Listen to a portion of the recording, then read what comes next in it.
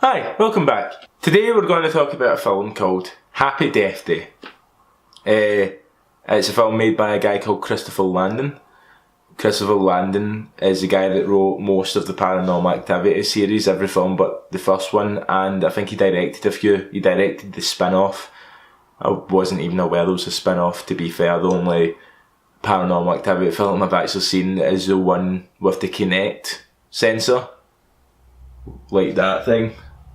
Like where they go downstairs, the wee boy standing in front of the Kinect and talking to it. That's all I remember from the film. Didn't exactly have the highest expectations of this film.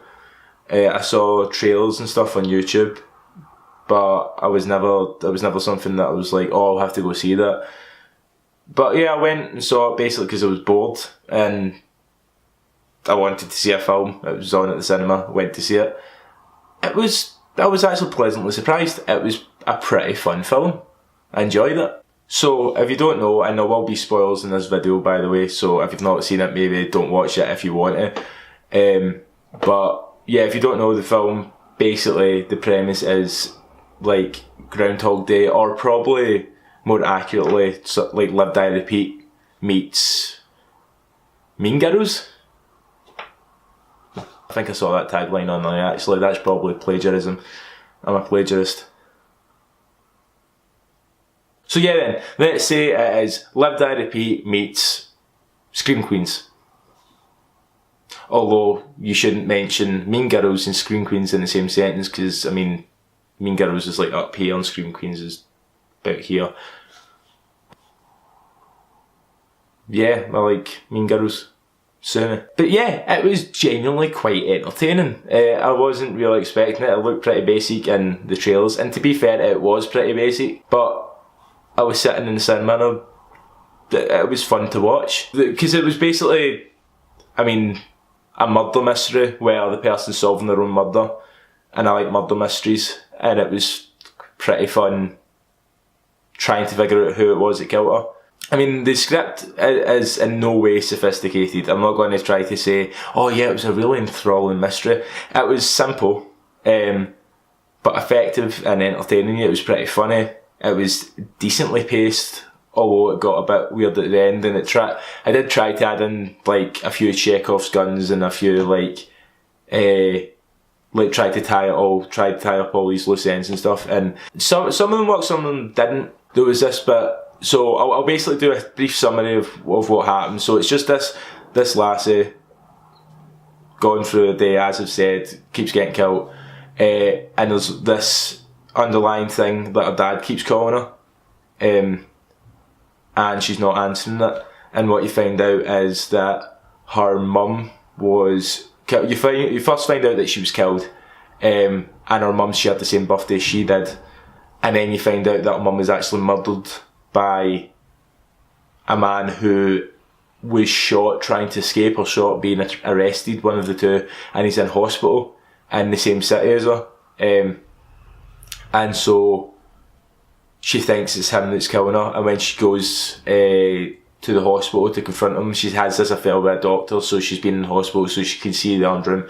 It's actually quite well put together, and it does make some sort of sense how she comes to the realisation that he's in the hospital and stuff. Like, it's, again, not sophisticated, but simple and effective.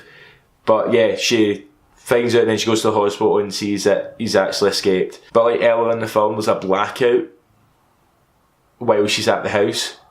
And when, near the climax of the film, when she's like getting ready to go and face this guy just as he escapes, she like puts a time on your watch and you don't really know what the timer's for. And then when it gets to the actual fight with this guy that's going to murder her, she's fighting him.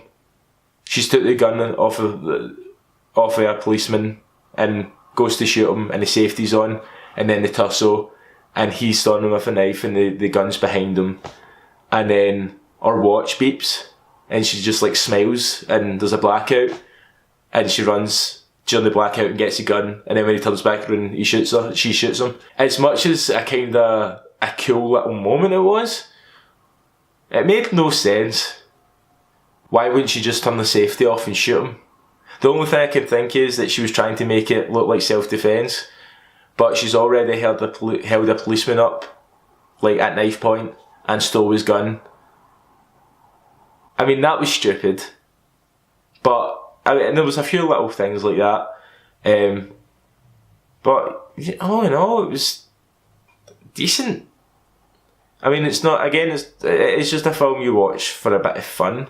There was a really nice montage, like all the different ways that she was killed, which was pretty fun to watch, and just seeing her kind of, she had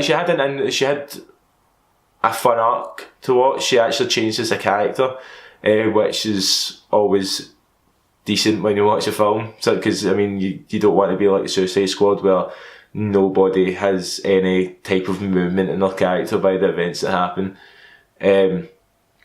She goes from, I mean, again, it's a basic, like, kind of high school, I mean, it's in a college, but it's basically the same social structures, you know. She starts out as a kind of a bitchy sorority girl who's mean to everybody and goes to being a decent human being. Again, a very basic thing and a very generic arc, but arc nonetheless, and it was interesting to watch. And especially with the kind of premise of the film, and seeing how, like, I mean, she's stuck in this. She says she dies 14 times, at least 17 times. 17. So she's basically stuck in this loop for 2 weeks or over 2 weeks. And so it was just, yeah, fun to see how just the one day can change a person if you live it enough. One thing I did actually really like was the film actually applied rules to its premise, and it actually built upon its premise. Kind of, when I was watching the film, one of the things that I was sitting watching it and thinking was, well, what's the stakes? If she just going to wake up the next day, then she can try anything. And the character was going with that, the idea that she's basically immortal. But as a viewer, I was like, well, it can't be, it's going to get boring, isn't it? If there's never any risk, actual risk to her life. And then, just when I was thinking that, she collapses on one of the times she wakes up, and it turns out like it's taken a toll on her. So they actually kind of applied a rule to it that made it, that actually added stakes, which I mean, props to them for doing it. Again, not a massive thing to do, but it's a thing that probably some filmmakers would overlook when they're making this type of film. So, got to give them some respect for that. So yeah, all in all, a decent film. Has its problems, but it's fun to watch. If you've got a night free, or want to do something with friends, or just yourself, it's well worth going down and seeing it. I mean, it's, I'm trying to think of what's in the cinema right now, but it's definitely not the worst in the cinema. If the Snowman's still in the cinema, don't see the Snowman. Take that with you.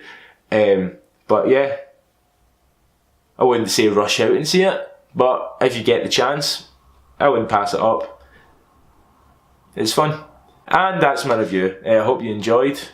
If you did, you know, like, subscribe, all that nonsense. And yeah, if you've got any questions or comments about the film, if you've seen it, feel free to leave them. Thanks for watching.